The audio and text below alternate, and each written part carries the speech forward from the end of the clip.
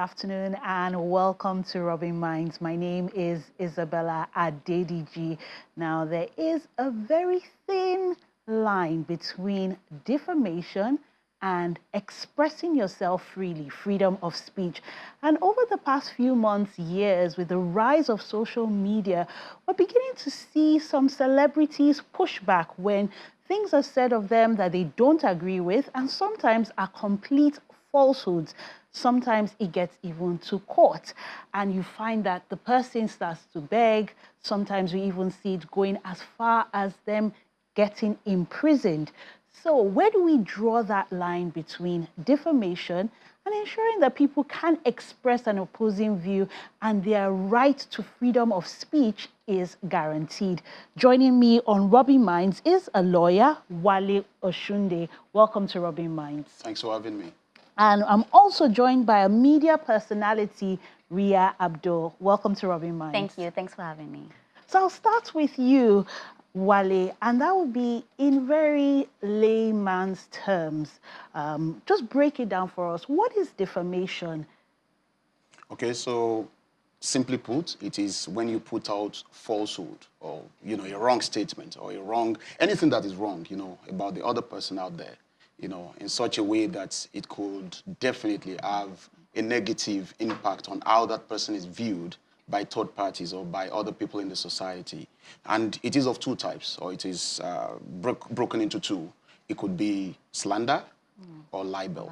Slander is when you speak something, you say something about someone, For example, Mr. A is a thief. That is slanderous, And then it could also be libel if you write something, about someone. Mr. A is a thief, So basically, if you do anything that is capable of making the other person view that person that you have said something about, in a negative light, then definitely it is defamatory in nature. And, these are punishable elements under our laws in Nigeria. We'll get to that part. Absolutely. Thank you for breaking it down. I'm going to move to you, Ria. And in your work as a media personality, as a broadcast journalist, have you come across cases, instances where somebody starts off with maybe expressing a view and not realizing that this might be seen as defamation and maybe to trend? And what do you make of such instances? Because we see them come out, apologize and say, look, I'm really sorry, I didn't mean any harm, I just did it for the numbers. Adding to what he said, I think it's horrible when it comes to media personalities because we suffer it the more. You see someone that has built their career, built their name, like they have a lot of integrity, and then someone will just come out and put something out there because they want to trend, because they want numbers on their blogs. And, when I saw the topic, I'm like, I feel like it's high time that people start suing. Because you can't get to a certain point in your life and someone from nowhere will just come out and put something that is not even you. We're not talking about trolling here. We're talking about saying something that would damage my career, bring down my integrity, all the hard work that I've done for a very long time. And it has happened to one of us in one way or the other, whether light, whether big, it has happened. So I feel like with me, I'm so on suing. I'm like, if you say something about me that is not right, thank God I have a lawyer right here. We go ahead and do that because it can be really painful. Like we media personalities as well, we have skin. Like imagine you wake up one morning and you're reading something about you and it's not true. How would you feel? So, and we're all humans. So Wale, I want to, in your experience as a lawyer, how effective is seeking redress at the courts? Is this something that is fast? Is it something that takes years? Is it something that a lot of Nigerians want to explore? Or do we find that the apology, when it comes, is enough to stop that process? Yeah, so to be enough, to be honest, our legal system or our legal process in Nigeria is very slow. I must say that. And I think we all know that is public knowledge. So you institute an action today, it might take 5 years. It might take, 6 years to get to the root of it and, get justice. But you see, for me, the most important thing is getting justice. Yeah. Getting the court to make pronouncements that, proves the other person either right or wrong. Because, we need to be mindful of both ends of the bargain. The person might actually be saying, something that is true in nature. But of course, if it is in the realm of defamation, then definitely it will be wrong. And so for someone who has suffered, defamation, it is very important, to at least go to the court and get to the bottom of that particular action. And look, I would also say that people have settled out of court in numerous cases. For me, that only goes to show one thing. At least the person who defamed the other has seen that the person that has been defamed would not take things lightly. So you say something that is wrong about me, I sue you, and then you come back at the end of the day to say, oh, look, I apologize. And that's why most times what you see is that people would say, tender an apology in the newspapers, or publish it online, wherever you've written something wrong about me.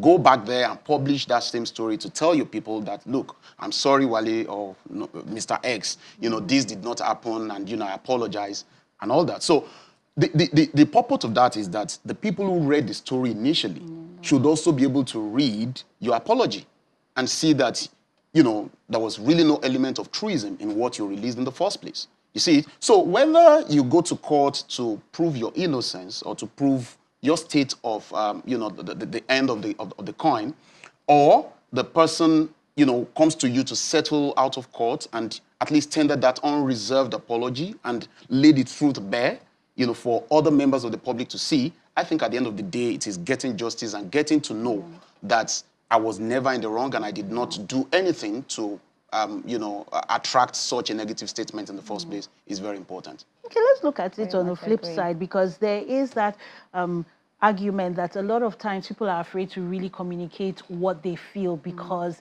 it can be described as being defamatory, or people who have the power can take something that is said that they don't like. And we've seen instances where people end up in jail, for example. So how do you judge that balance? Because in your profession, there's freedom of speech, and you have to do your work, as the fourth realm of the estate. So how do you judge that? Because a lot of people are saying, yes, there's freedom of speech, so I should be able to express what I feel. Yeah. So like he said something, freedom of speech is different from defamation. You can say, you can air your opinion, oh, I think. But it's when you come out and you now say, I know, or I have seen. So I even think that as media personnel, as media houses as well, we cannot just take news and run with it. That's why I'm very good with verifying. When you bring anything to me, I need to be sure. And if I'm not sure, I would say reportedly. I wouldn't say, oh, this happened when I wasn't there and I didn't see it. So I feel like those are things that not even just the media houses, individuals, we need to work on ourselves. Like, we know there's freedom of speech, but that doesn't mean you go and shatter somebody's career.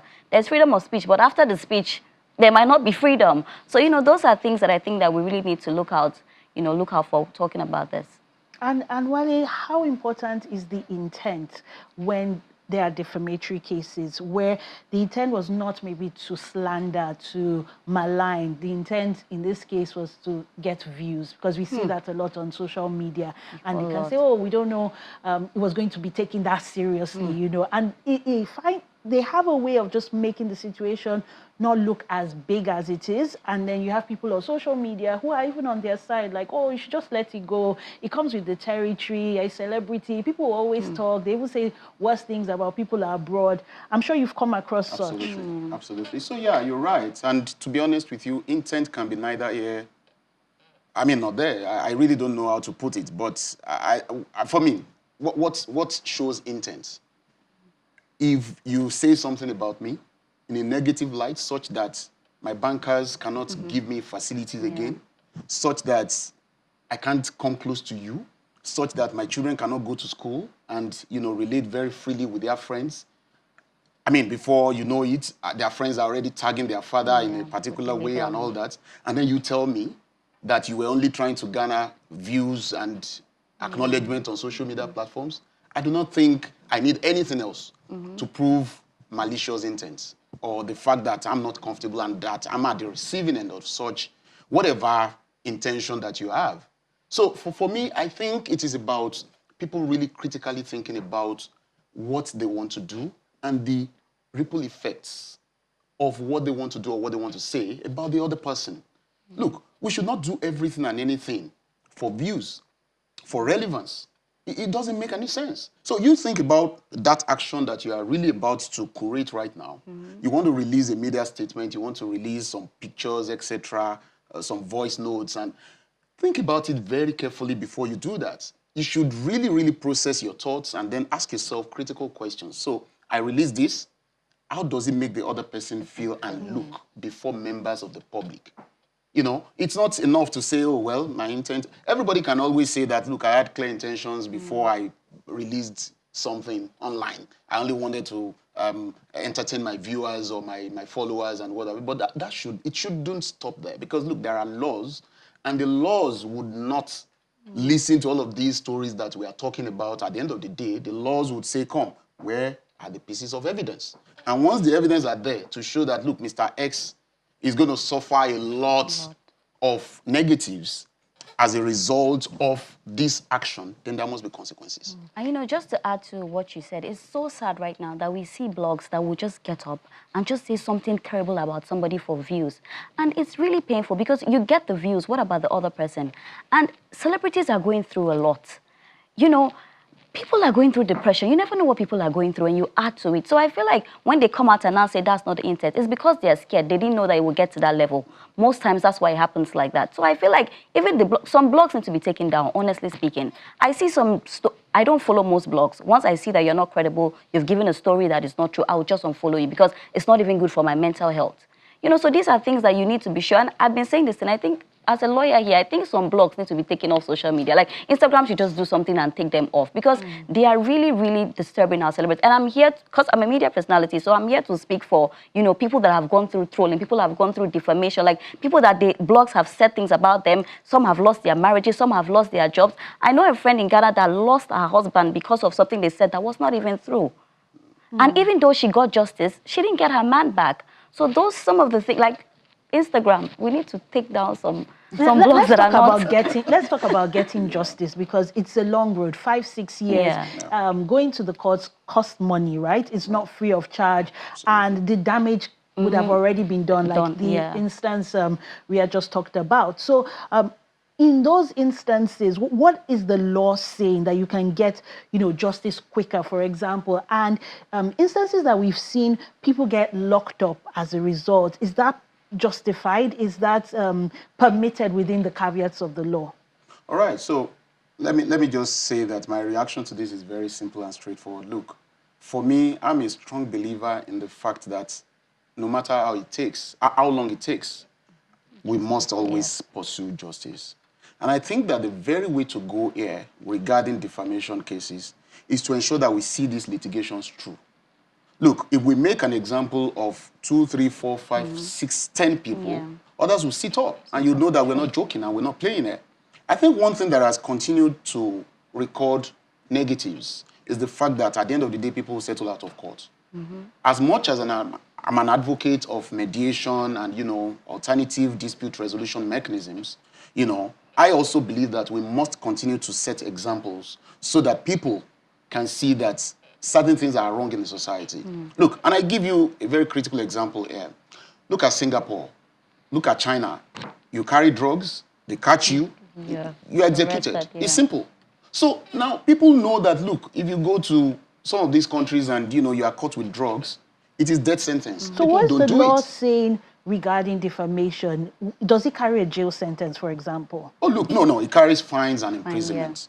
So definitely jail sentence is also a possibility, depending on the facts of the case. So there is really nothing cast in stone. But one thing that we know is that according to our laws, the criminal code, the penal code, even the cyber crimes act, etc., we know that there are punitive measures for people who are found wanting for defamation. So yes, you do this, you take the matter to court, the court would look at this matter based on its merits and then of course make pronouncements in terms of, you know, judgment. So for me, there are a lot of possibilities, you know, to set examples and to make people know that this is wrong and it should be totally knocked out of the system and structure. Ria, are you for mediation, or do you think that we should make examples of certain people? I totally believe that we should make examples of certain people. Like, I believe that that is the only way this can work. Because I don't know if we can set an example here. There was one particular defamation that really got to me, and that was the Mercy Chinwo and the Nathaniel Bassey thing. And I'm like, that was just too much. Like, how can somebody do that? And I think, did they settle that off? I'm not sure where they settled it, but I wish that they bring that person out and teach the person a lesson thoroughly. And I feel like when that happens, I really agree with you. The settling out of court doesn't help at all because people feel like, oh, the matter will die is Nigeria. But when you bring somebody out, you deal with the person thoroughly. The next person will be scared to do something like that. So for me, I'm all about justice. I'm all about going to court, finishing it. If the person deserves jail term, go to jail for what you did. Like, for every action, there's a responsibility. And if the responsibility is jail term, I don't even think fine should work. I feel like if you do anything like that to me, I would not, you go to jail. So for me, like, you know, that's what I feel. So do we have any cases that have actually resulted into someone going to jail? Any examples, any scapegoats that you feel this has happened and it has now set maybe the precedents for other cases, and then lawyers can even build on that and say, well, this happened here and this is what you're facing before the settlement out of court happens? Oh, of course, I'm sure if we research the laws properly, you know, and case laws especially, I'm sure we would find cases and examples in there. You know, like I said, the only thing that I know is that, look, we've also had a lot of examples of settling out of court, etc., you know, and all that. The one that is very popular and that comes to mind right now is the Bola Tinubu and dark communications, you know, matter. I think that was around 2015 or so, 2014, 2015 or so. It was eventually settled out of court, you know. The now president, of course, sued the media outlet, you know, for saying, look, you released something and this is not really true about me, is, you know, defamatory in character and nature, etc. And then they took the matter to court, but of course, it was eventually settled out of court. So I know for sure that, look, people institute actions on a daily basis, you know, well, maybe not say on a daily basis, but on a regular basis, you know, to definitely tell a positive story about themselves and then to let the whole world know that people have attempted, you know, to defame their characters. So, and I know that, of course, if you go to court, justice is there. Look, it might be slow. It might be but slow, but definitely it's there. Yeah. And that's all we can take on this segment. Thank you so much, Wale Oshunde and Ria Abdul, for your contributions. Thank you so much. Thanks, Ria. I am ready for your action. Just